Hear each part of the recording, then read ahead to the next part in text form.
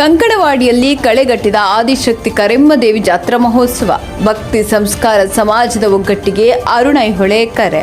ರಾಯಬಾಗ ತಾಲೂಕಿನ ಕಂಕಣವಾಡಿ ಪಟ್ಟಣದಲ್ಲಿ ಶ್ರೀ ಆದಿಶಕ್ತಿ ಕರೆಮ್ಮದೇವಿ ಜಾತ್ರಾ ಮಹೋತ್ಸವ, ವರಮಹಾಲಕ್ಷ್ಮಿ ಪೂಜೆ ಹಾಗೂ ನೂತನ ಸಮುದಾಯ ಭವನದ ಉದ್ಘಾಟನಾ ಕಾರ್ಯಕ್ರಮವು ಭಕ್ತಿಭಾವದ ನಡುವೆ ಅದ್ದೂರಿಯಾಗಿ ಜರುಗಿತು.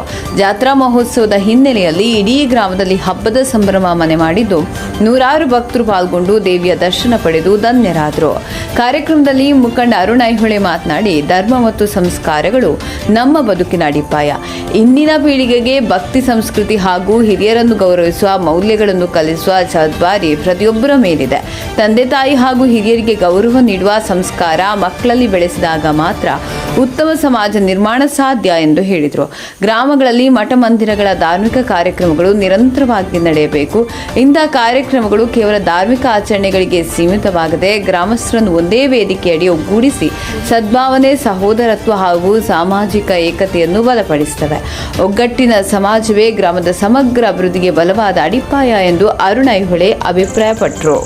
ಗಣೇಶ ನಗರದ ತೋಟದ ಆವರಣದಲ್ಲಿ ಅದ್ದೂರಿಯಾಗಿ ನಡೆದ ಕಾರ್ಯಕ್ರಮವನ್ನು ಯಶಸ್ವಿಗೊಳಿಸಿದ ಸಂಘಟಕರು, ಮುಖಂಡರು ಹಾಗೂ ಭಕ್ತಾದಿಗಳಿಗೆ ಅರುಣೈಹೊಳೆ ಅಭಿನಂದನೆ ಸಲ್ಲಿಸಿದರು. ಕಾರ್ಯಕ್ರಮದಲ್ಲಿ ರಾಜ್ಯಸಭಾ ಸದಸ್ಯ ಈರಣ್ಣ ಖರಾಡಿ, ಅಪ್ಪ ಸಾಹೇಬ್ ಯಾಕುಡ, ಮಲ್ಲಪ್ಪ, ಬಸವರಾಜ್, ಈರಪ್ಪ, ಗಂಗಪ್ಪ ಮಾರುತಿ ಸೇರಿದಂತೆ ಗ್ರಾಮದ ಹಿರಿಯರು, ಮಹಿಳೆಯರು ಹಾಗೂ ನೂರಾರು ಭಕ್ತಾದಿಗಳು ಉಪಸ್ಥಿತರಿದ್ದರು.